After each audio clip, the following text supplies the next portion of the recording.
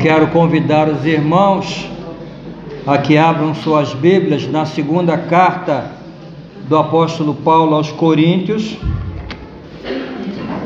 capítulo 5.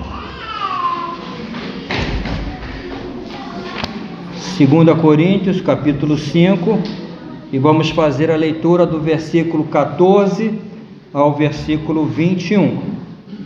Irmãos, o tema da mensagem que o Senhor colocou no nosso coração para trazer nesta manhã é o seguinte: constrangidos pelo amor de Cristo. No versículo 14, o apóstolo Paulo diz isso. Ele fala: pois o amor de Cristo nos constrange.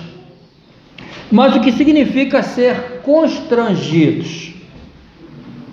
É ser governado, ser dominado, ou ser impulsionado.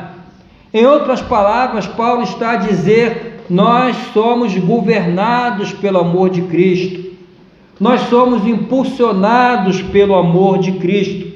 Eu sou o que sou, eu faço o que faço, impulsionado pelo amor de Cristo por mim.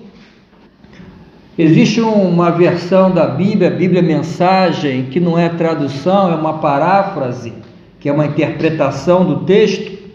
E a Bíblia Mensagem, ela apresenta esse texto da seguinte forma, os irmãos prestem atenção: o amor de Cristo me impulsiona a tais extremos.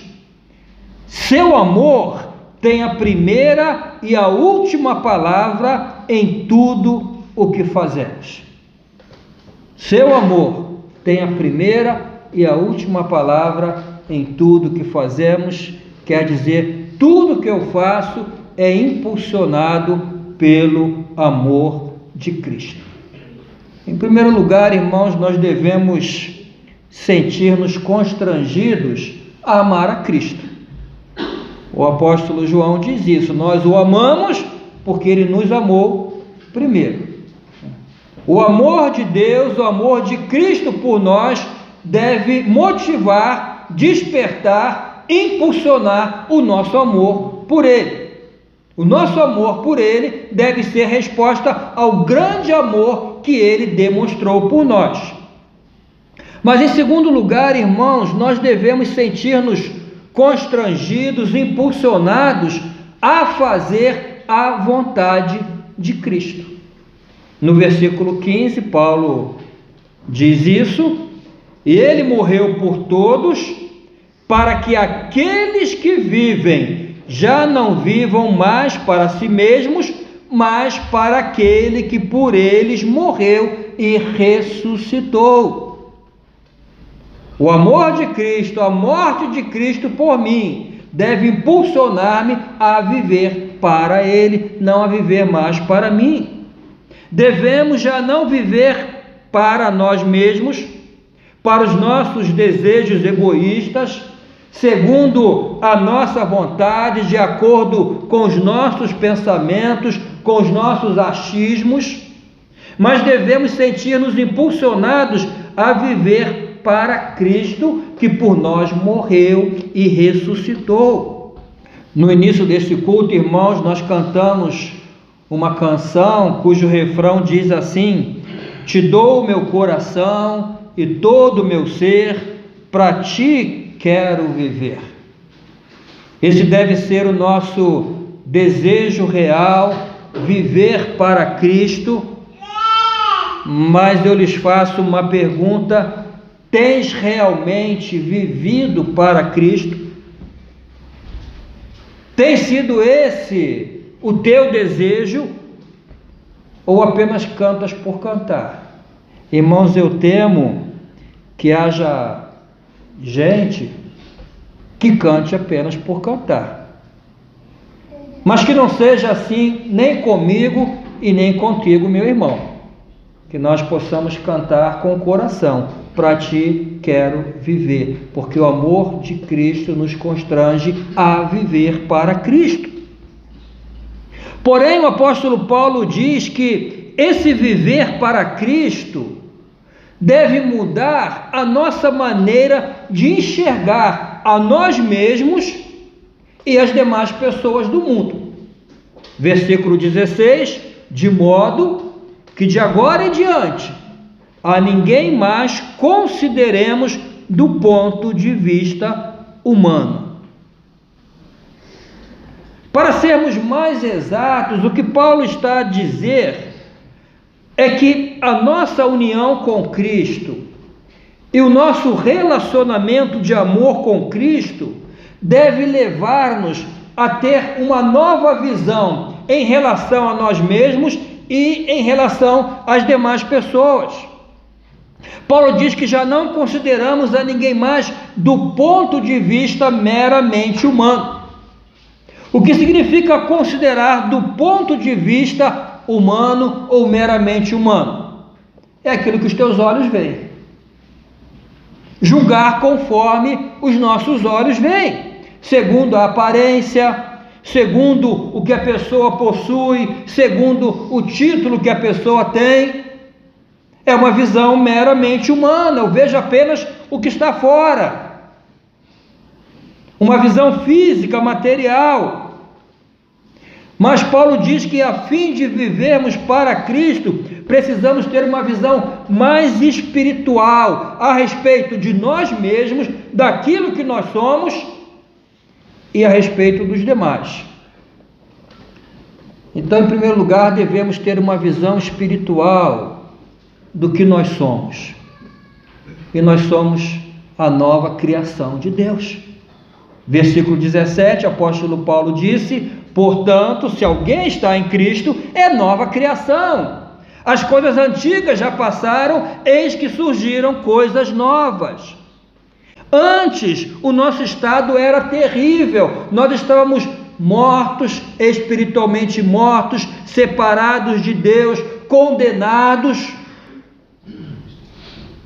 Nós fazíamos parte da antiga criação, corrompida pelo pecado, uma criação que se rebelou contra Deus, que se fez inimiga de Deus, mas nós fomos reconciliados com o Senhor.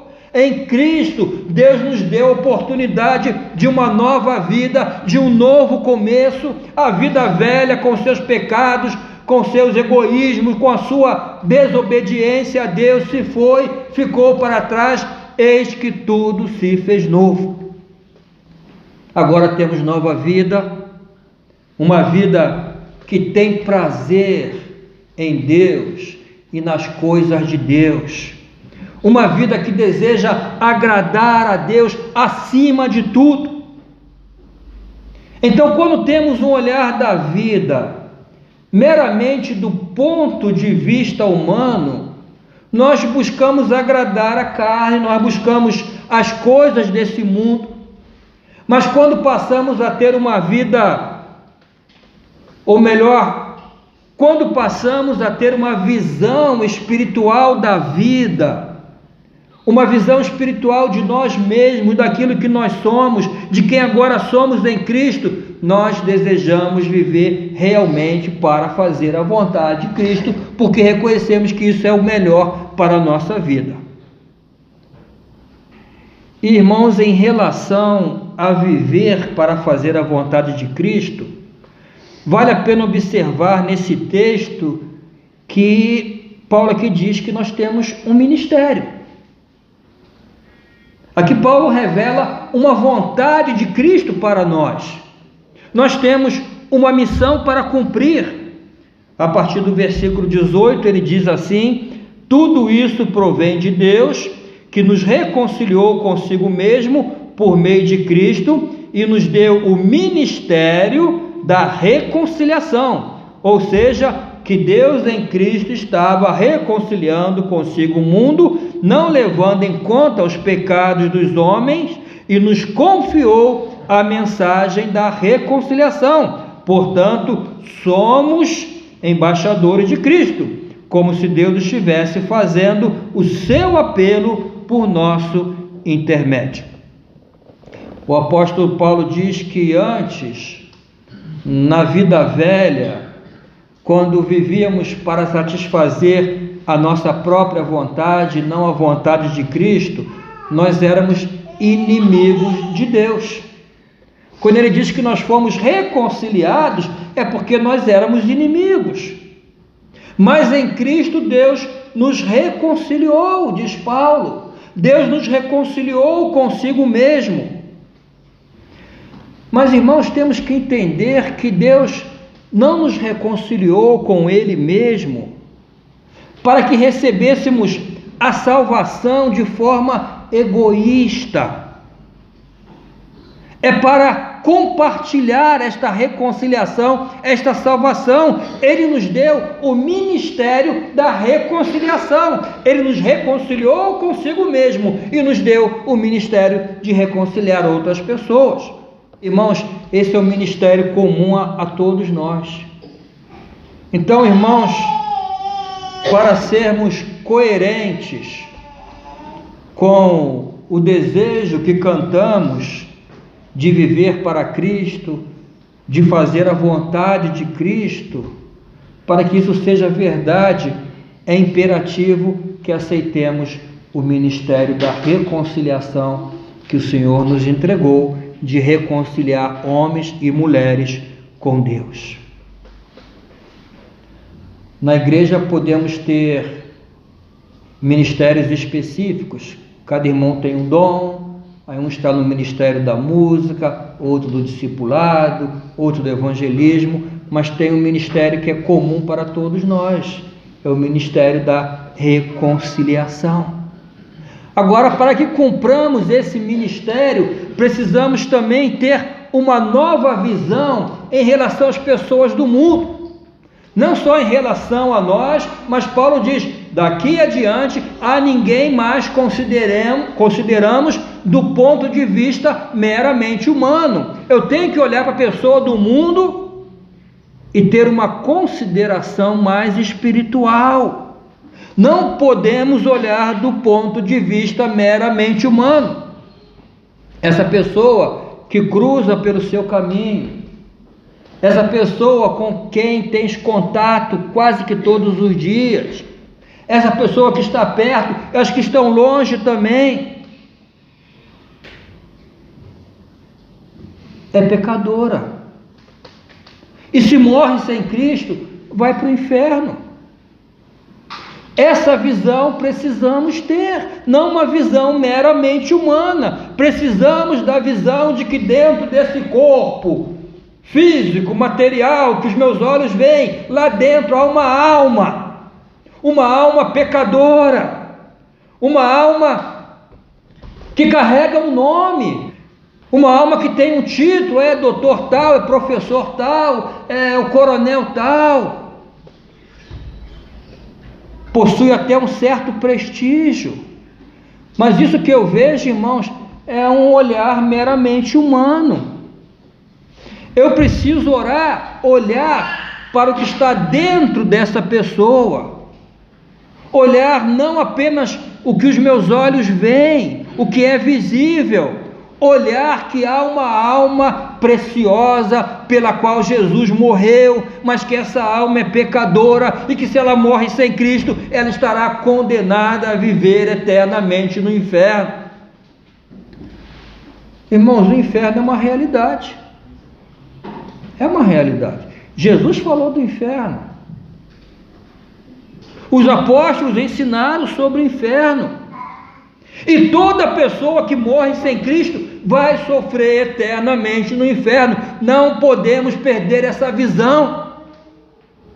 Nós precisamos ter essa visão espiritual da terrível situação do pecador sem Cristo, para que nos sintamos então impelidos a cumprir o nosso ministério. E como eu já disse, esse ministério é de todos. Paulo disse, ele nos confiou o ministério da reconciliação. Nos confiou. Uma questão de confiança. E se não estás a cumprir, estás a não corresponder à confiança de Deus. E aqui Paulo chega a comparar-nos com um embaixador. Versículo 20: portanto, somos embaixadores de Cristo, como se Deus estivesse fazendo o seu apelo por nosso intermédio. Irmãos, que faz embaixador? Embaixador é representante do seu país em outro país. Ele leva a imagem do seu país, ele leva a mensagem do seu país, ele representa o governo, o reino do seu país. Nós estamos aqui como representante de Deus, nós somos embaixadores, e nós temos uma mensagem que Deus mandou nos transmitir, e nós não podemos falhar. O apóstolo Paulo deixa claro qual deve ser a nossa mensagem. Versículo 20: por amor a Cristo lhes suplicamos, reconciliem-se com Deus. Deus tornou o pecado por nós aquele que não tinha pecado, para que nele nos tornássemos justiça de Deus. Aqui Paulo diz: reconciliem-se. O que significa isto? O homem vive numa situação de inimizade. Quem precisa ser reconciliado é porque é inimigo, e o próprio Deus providenciou o meio para a reconciliação. Esse meio é Jesus. Paulo diz: aquele que não tinha pecado, quer dizer Jesus, Deus o tornou pecado por nós, para que nele nos tornássemos justiça de Deus. O meio é Jesus.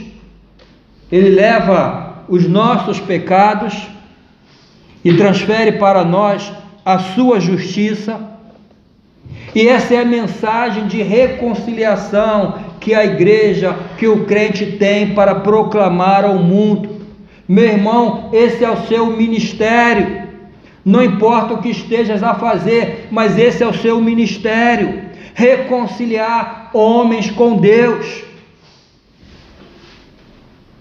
E a igreja, nós não podemos falhar nesse ministério. Sabe por quê, irmãos? Deus não tem plano B. A igreja, o crente, é o único plano de Deus para reconciliar pessoas com Deus. Existe uma lenda muito antiga, não sei se os irmãos já ouviram essa lenda, que conta quando Jesus voltou ao céu.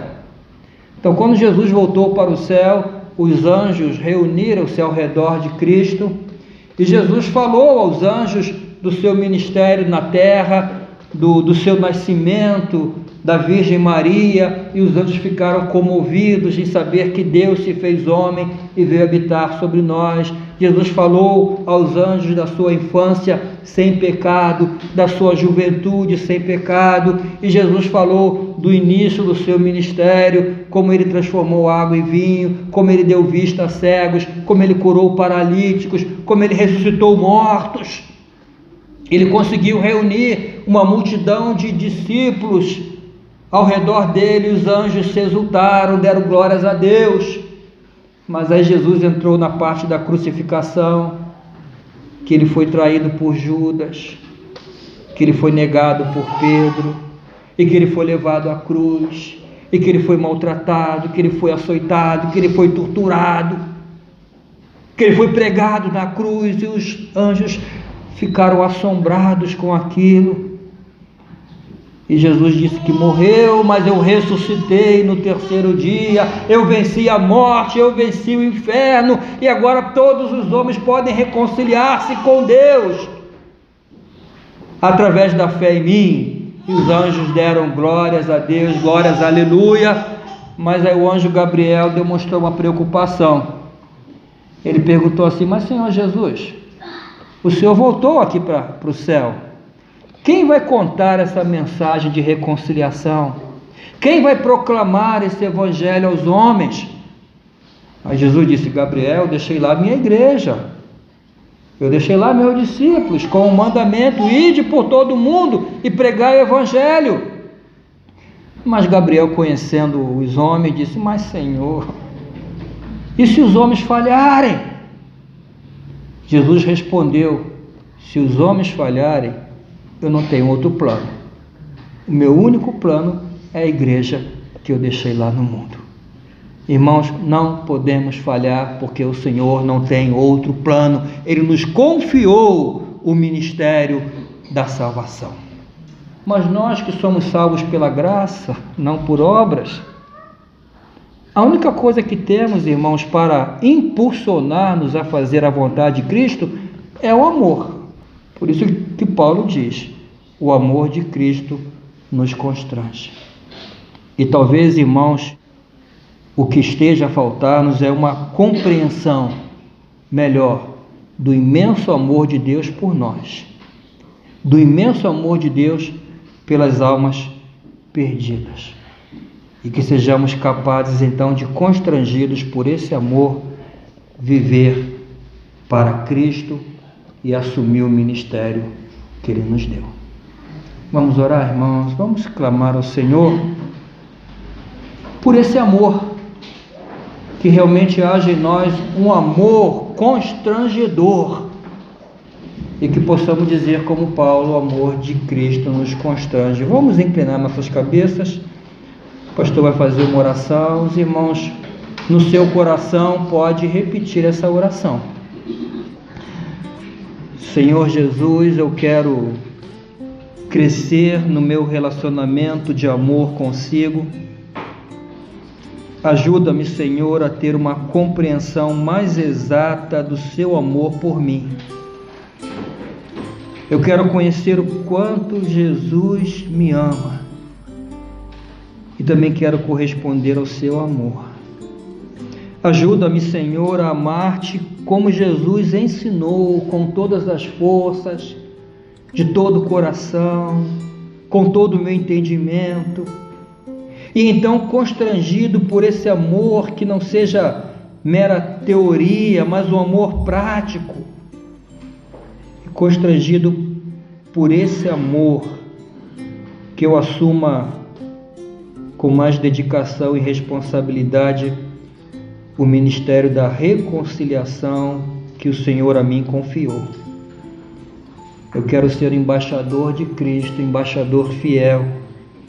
Ajuda-me, capacita-me, em nome de Jesus.